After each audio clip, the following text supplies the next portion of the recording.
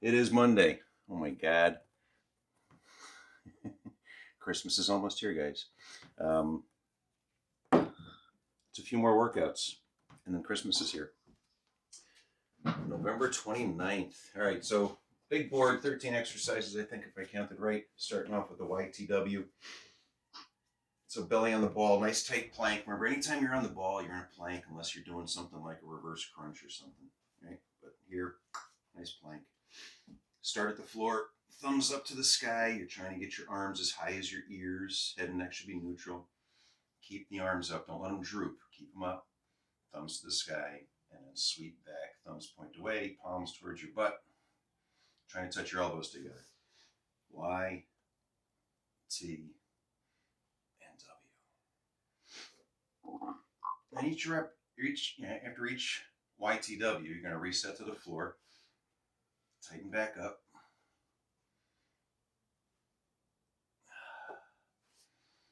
And we should call this the Titanic. I'm flying. Okay. Focus on the squeeze, the lift, the squeeze of the shoulder blades, the squeeze of the shoulder blades, right? What do you think, Sweet Pea? What's that? Oh, no, it's Harper. What do you need, honey? I don't know. I think we did 8 in there. All right, so reverse crunch for 13. If you've got an anchor, use it. Go for that extra stretch. If not, it's okay. Remember, we're over the ball, not around the ball. So we're squeezing heels towards our butt. That prevents the muscles on the front of the legs from contracting and doing the work. So now all that's left is your abs. And it's all of them. It's not just the six-pack. Your obliques are pulling here. Your transverse abdominis, the girdle, tightens up before you start to lift, whether you know it or not. And yes, the six-pack muscle does pull the sternum and pubic bone together. So they're very active here.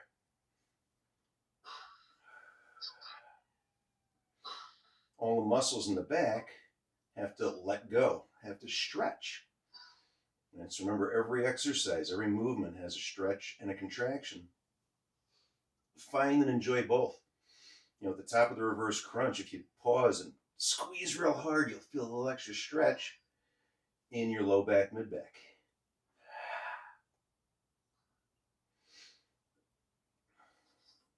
So, exercises done properly, as in full range of motion, will improve your mobility, your flexibility. So, what's this stability ball corkscrew? I don't know where it came from. I haven't done this exercise probably conservatively 10 years. I don't know, maybe not. Could be done with a medicine ball, stability ball, or even just body weight. What you're going to do is you're going to put the ball between your feet and up in the air. And the idea is we're going to lift our hips ever so slightly. And as we do that, we're going to turn one way or the other, right? So hands down to the sides, just lift and twist, and then back down. This is like all lower abs and obliques. But you're just trying to do this little corkscrew motion. Can be done again without the ball. And if you want to get really crazy, you could use a weighted medicine ball, or I suppose even a dumbbell. Crazy person might hook a kettlebell off their toes. So we're trying to do 8 per side. Keep your head on the floor. Don't end up here. It means your neck's doing the work. Keep your head on the floor. And just pulse up and turn. Up and turn. Up and turn. And those, you just kind of feel that reach right up through the sides of the waist with that little pulse and twist. So that's the corkscrew. Push-ups, I put an 8 plus. So if you're feeling randy, maybe try for 13 or whatever. I'm going hands on the ball. You could go feet on the ball. And I'm still doing hands on the ball because my elbows are very tender from Trying to carve every possible moment I have right now. And I can do a push-up here without any pain. If I go hands flat on the floor, it'll hurt. Knuckles will be okay.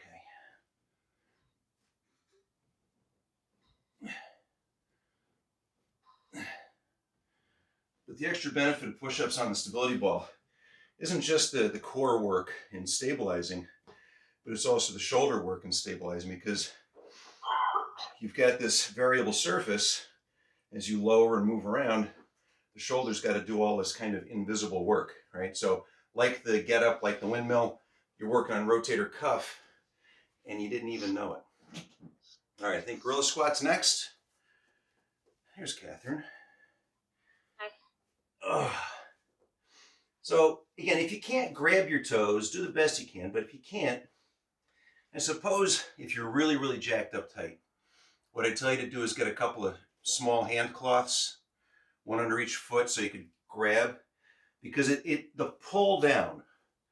When I grab my toes and pull, my arms are straight, and I'm pulling down through the shoulders, rolling everything back. So I'm actively using my upper back and arms.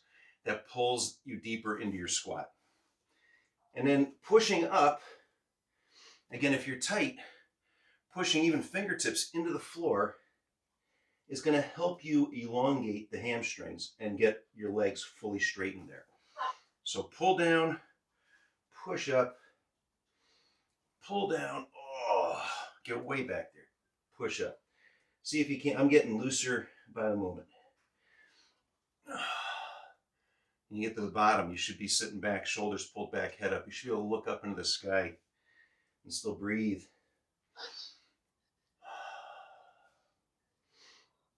You can adjust your feet to whatever works here. You want the arms inside the knees. Sometimes I find myself getting wider as I do more reps. So I'm coming down and pushing my elbows into the inside of my knee. Stretch, stretch, stretch. All right, leg curls. Stability ball style. Not the glute bridge. This time the ball is going to move, but your hips are not. Okay, so remember, glute bridge, ball doesn't move, hips move. All right, leg curl, hips come up, they don't move, the ball does. All right, so this is what we're doing. Get those hips up, full pelvic tilt, lock the belly in tight, pull the heels up under the butt, like so. If you're having trouble maintaining the fully extended hip position at the top, in other words, you come up and your hips drop, there, push all the way up like a glute bridge, and then straighten your legs down. All right, so get to that fully extended position before you straighten out.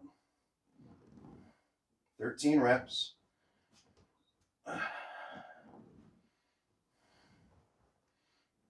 Keep those hips way up in the air. Should not be feeling this in your back. Means you're not squeezing your glutes if you're feeling it in your back. Tighten up your belly.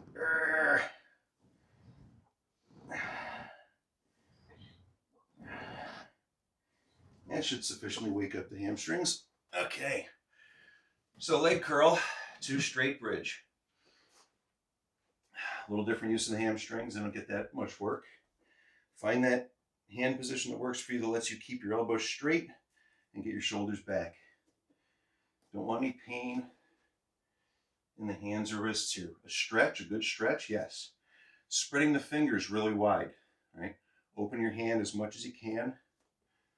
Let those fingers get stretched out.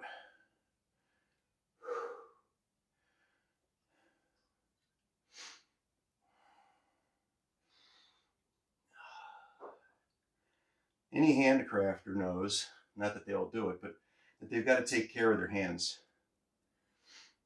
And I'm particularly aware and keen on stretching my fingers and wrists and hands all the time.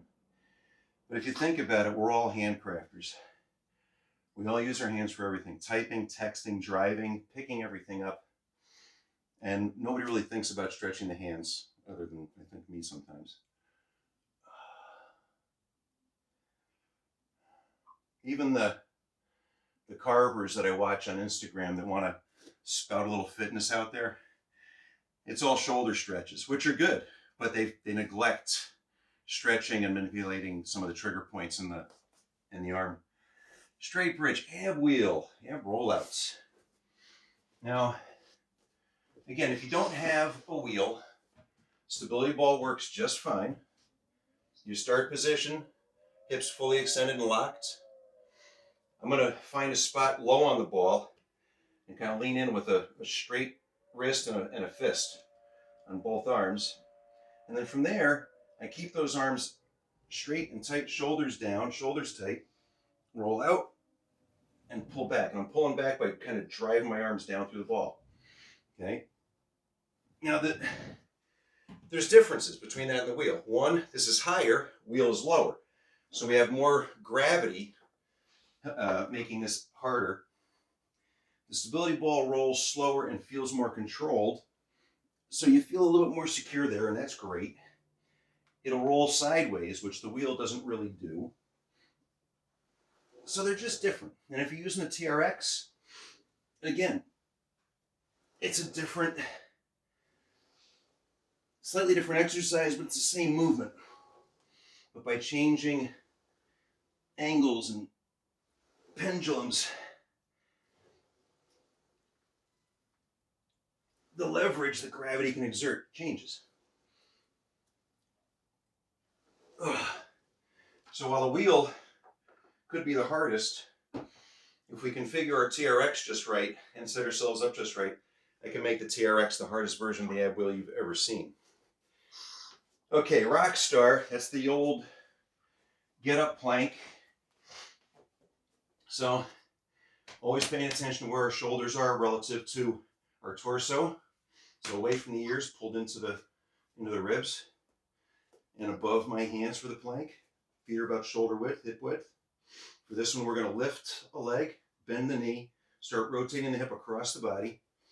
That foot gets to the floor, hips stay high, reach up, look up, bring the arm down, their hips will follow, and reverse.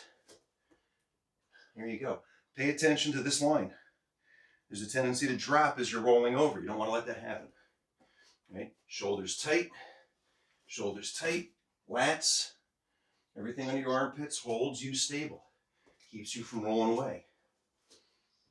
Obliques, right at the side of your waist. They tie right into those lats.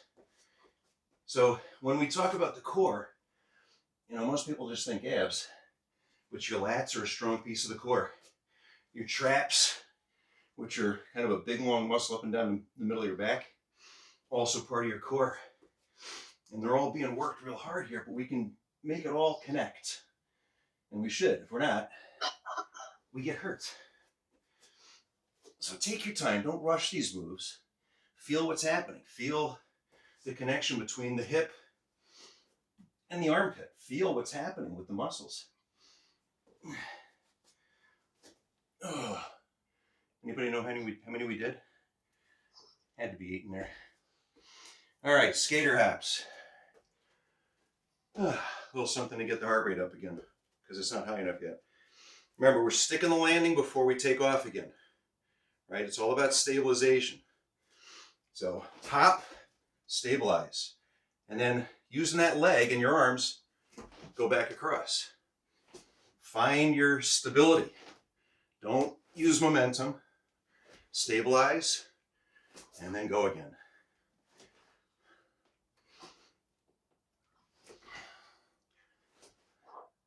And you can still continue, try and go even further with your jumps. Woo. Woo. Had to be 8. All right. My carpet's sliding all over the hardwood floor. Should get a thing under there, huh? All right. Seated leg raises. Now, before we go too far down this rabbit hole, let me try and show you, if you can see it, kind of the next level exercise, which is called an L-sit. Now, the L-sit, when you first start out, if you've got 2 identical yoga blocks, they'll be helpful because they'll help you get up off the floor. But ideally with flat hands, I'm not there. I did this with fists this morning. So here, we're actually going to drive the arms down, shoulders down, and the butt comes off the floor. The next step there is then, as we're driving through the floor there, lift the legs like we do in the seated leg raise, but now our butt is off the floor. If you've got 2 yoga blocks, give it a try, but the L-sit looks like that. Oh.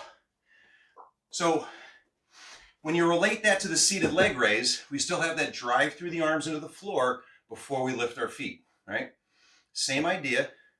You'll find if you try the L-sit, you don't want your hands behind you. You want them probably right next to your hips, and you'll find your hips are going to slide back a little bit behind you, and you'll find your center of balance, and then lift and hold for as long as you can. If that completely eludes you, just go back to the seated leg raise. Make sure the palms stay glued to the floor. Your butt stays on the floor for these, right? So you're seated. An L-sit is where you're off the floor. And the L-sit's very hard. 2 yoga blocks, even 2 identical kettlebells or 2 bigger dumbbells can get you up high enough. You know, if you've got a couple of copies of Moby Dick, should be, you know, enough lift there. But being able to press through the floor and get your butt off the floor helps with the actual L-sit. But when you see gymnasts do it, palms are flat on the floor, and when they pull up, you'll see their legs get, you know, somewhere up here typically into almost a full pike. Now, if you try the L-sits, I generally work on 3 to 5 reps, but I work on 3 to 5 second holds and ultimately try to build it up to a 10-second hold and, you know, a good 5 reps. It's hard. All right, so seated leg raise or L-sits. We're going to go to frog crunch. So we talked about this last week. Soles of the feet. So the sole, that's the bottom. And I know that you probably all know this, but the number of people who put this part of their foot on the floor when I say heel boggles me. It's like the heel's the big ball thing at the end, right? Toes are up here. So the sole of your foot. So those are what's touching, right? We're going to press them together. And we're going to open the knees by pressing them together. Now, mentally, your body, as soon as you try to do this crunch, it's going to short circuit. It's like it doesn't want to push here anymore. It wants to let go here, and use the hip flexors. So you've got to stay focused on keeping those knees wide. And then it's just a matter of pulling right up the middle, getting your tailbone off the floor, getting your shoulder blades off the floor, pause and release. Squeeze up.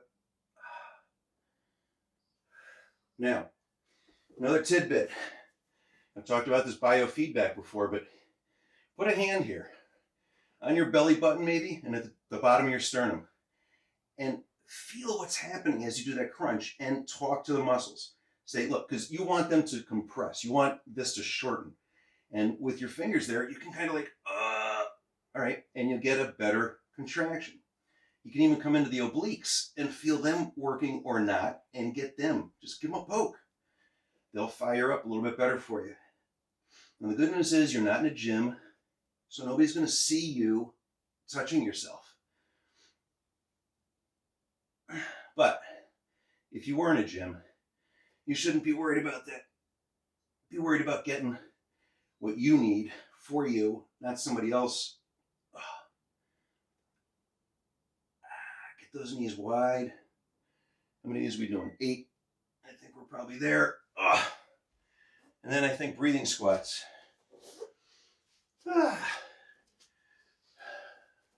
So remember with the breathing squat at the top, well, first, foot set up, the heels are touching. When you're standing, the heels are touching, right? Toes are pointed out about 45 degrees, right? Arms would be up. And at the top, you do want to get fully locked at the knees, squeeze the butt, slightly reach back, right? We come down, we're going to come onto the balls of the feet. The heels will probably separate at this point, and we're going to bring our arms down. We're coming up on the ball of the feet, so the heels are off the floor, and I'm sitting on them. I'm sitting right on my butt's right on my heels, arms back, big inhale up, and an exhale down. But you are coming up on the ball of your foot. Straighten the leg, drive the heel back through the floor as you come up to standing.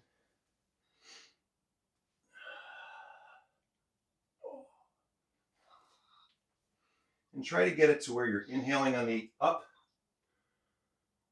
and exhaling as you come down.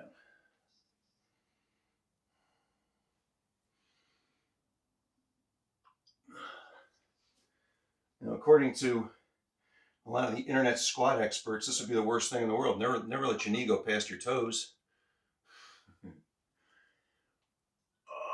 But it's a very comfortable squat. Been done for thousands and thousands and thousands of years. This is the yoga squat. I think it feels good. And I've said this before, you guys probably remember. I find myself doing work on the ground, like if I'm in the garden. A lot of times I'm in a Hindu squat because it's just the right height and it's the right comfort level. You know, so think about that, because this is not the way to tend to your garden or your chickens. Every time I see farmers that walk like this, I'm like, oh my God, dude, stand up. All right. Questions, thoughts, comments, concerns? How's everybody doing? I see second rounds. I see second rounds happening. All right, YouTubers, do another round. Do a swing EMOM if you want at the end, or just go to work. I'll see y'all Wednesday.